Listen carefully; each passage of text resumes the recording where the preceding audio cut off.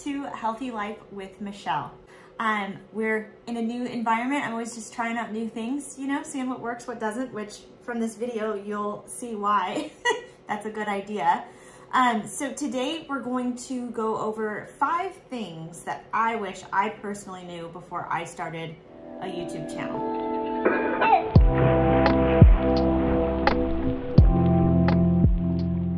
And here's why. I feel like if you know what's normal, like what most people encounter that is difficult, or that would have been helpful to know early on, it'll help you to push forward and be like, this is a normal thing. Like other people encounter this.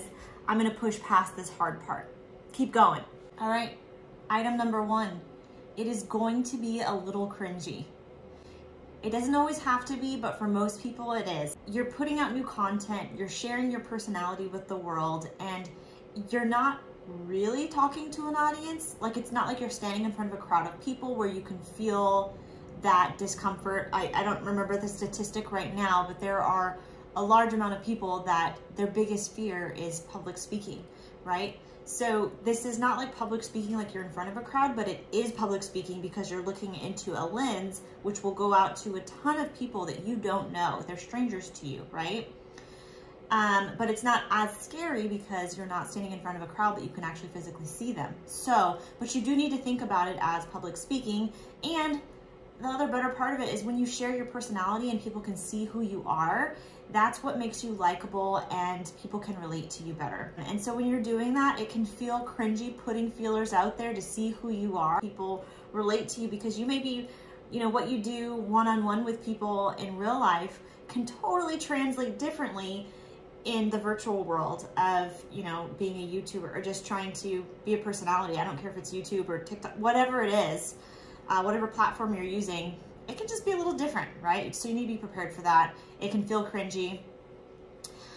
One tip I have is that's helped me is that I learned a lot of actors don't like to rewatch their own movies because it's quote unquote cringy. It's hard for them to watch themselves on camera acting. Like they know themselves, they know the ins and outs of themselves.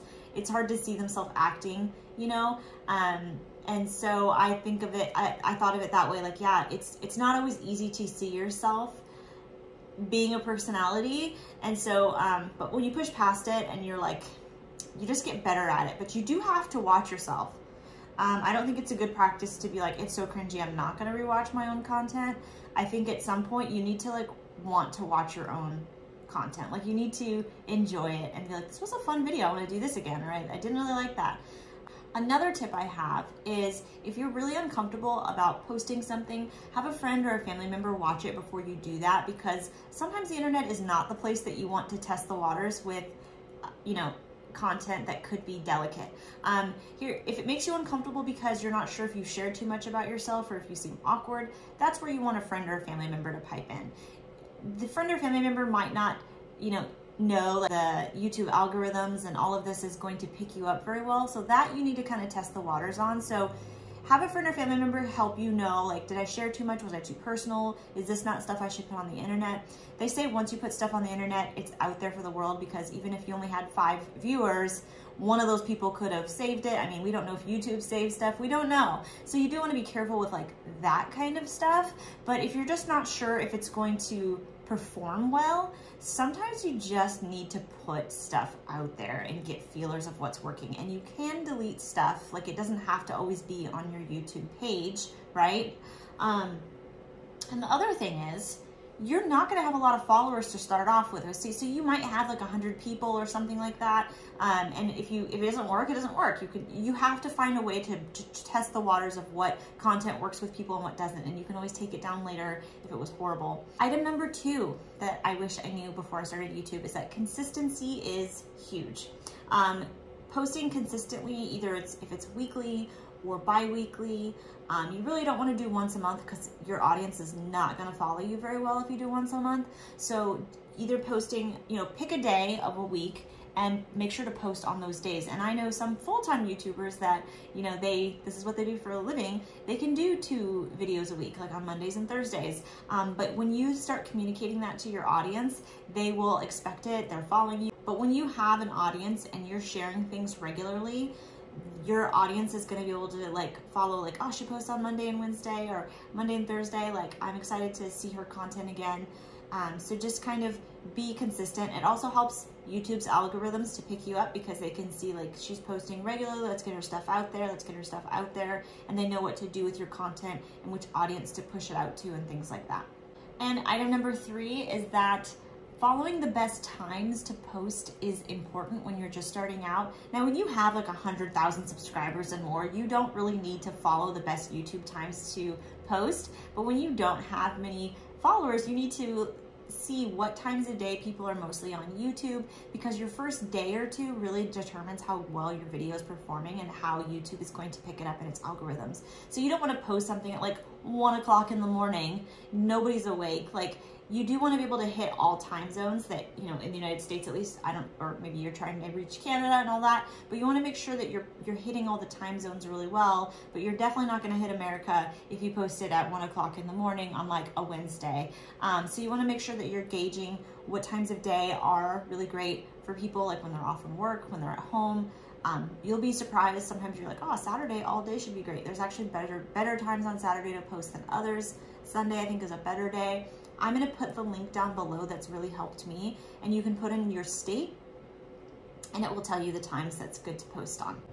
Item number 4 is know your audience. I learned this in my journalism classes.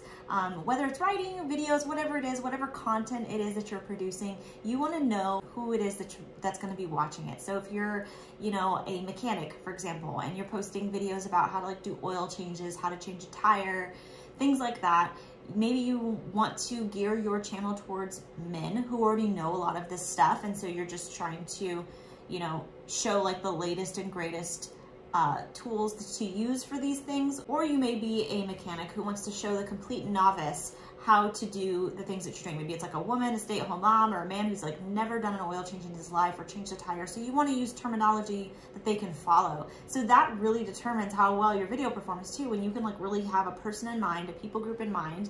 And you might even, you know, get those really experienced mechanics as well. But when you're speaking to an audience that you're thinking like, this person has no idea what this tool is, so you can like show it, you can give a layman's perspective of it, you can tell them like where to buy these things from a store that they would be able to easily access, maybe it's a chain, Walmart, whatever. That really helps people to connect with you when you're speaking to them in a way that they understand. So tip number 4 is know your audience. My number 5 tip is be original, be authentic, be yourself. I do think it's really important to follow other YouTubers and just kind of gauge what they're doing, what works for them. It helps you to connect as well with like the YouTube community. You know, like for me, for example, I want to connect with the Christian YouTubers, but there's also like funny YouTubers, there's cosmetology YouTubers, there's mechanic YouTubers, there's like different communities within YouTube. So you really want to follow people within your niche, and you're supporting them too.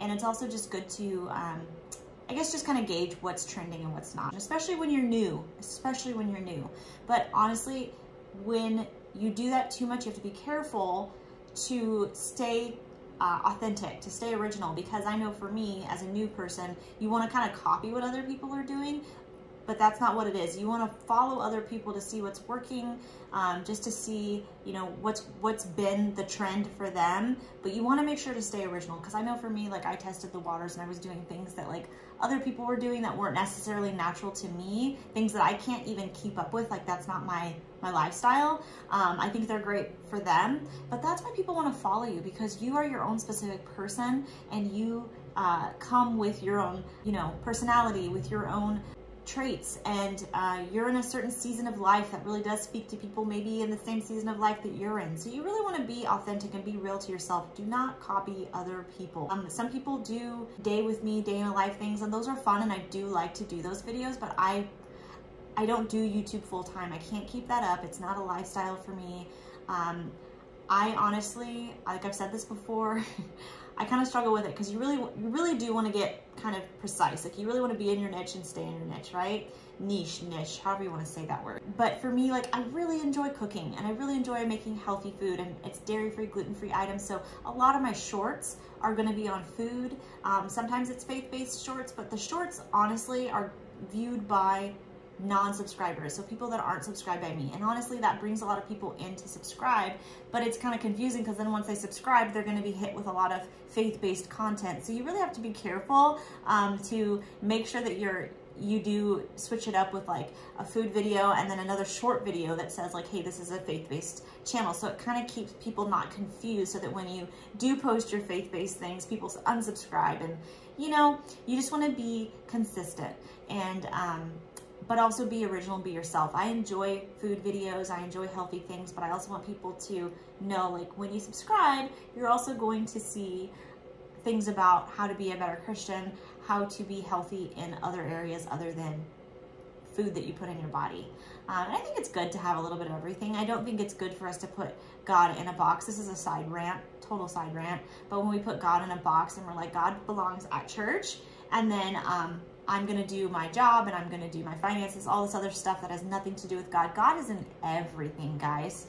Like, so I don't want to just be in this Christian box where I'm just in a bubble and I'm teaching about the Bible, because I really want to bring him into everyday life for people in the way that I can with my personality. So anyway, those are my 5 tips. I hope you enjoyed. I hope you can run with it. I know a lot of people talk themselves out of starting a YouTube channel because they think that they're boring or they don't think they have anything to give. And honestly, it really comes down to what's your heart motive behind it. What is it that you are producing? Is it actually helpful, or is it just, you know, because you want followers, because you want to not have to work a full-time job? Like, do you really feel that the content that you're producing, that you have to give to the world, is going to be beneficial to them? And I've even seen the argument, people are like, people need to go back to work and be tradespeople and stop trying to be influencers. Like, not everybody should be an influencer. Sometimes we need people that know how to fix machines and how to fix dishwashers and, you know, laundry machines and how to fix cars. And that is so true. But like, those people within those can still post videos that help people. Like, stay in your full-time job and share your knowledge, share the knowledge. That's what YouTube is all about. So friends, I hope you found this video super helpful, and I hope you can implement some of the tips I've given here today. I am always praying for you guys, and I will see you next time. Bye for now.